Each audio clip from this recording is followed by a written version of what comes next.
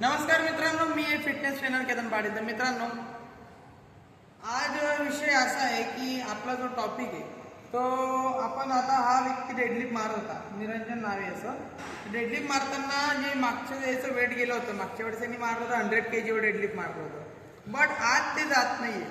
तर याच्यावरून मी तुम्हाला सांगतो की डेली आपली बॉडीची कंडिशन सेम राहत नाही.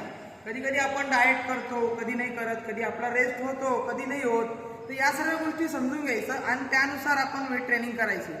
असं नाही की जी मागच्या वेळेस तुम्ही वेट ट्रेनिंग करतात तर जेवढं वेट तेव्हा मारलं तुम्ही, किंवा बायसेपला म्हणा, किंवा डेडलिफ्टला म्हणा, किंवा बेंच प्रेस, स्क्वॉट, कोणतंही एक्सरसाइज सेम वेट या दुसऱ्या वेळेस नाही असं नाही असतं.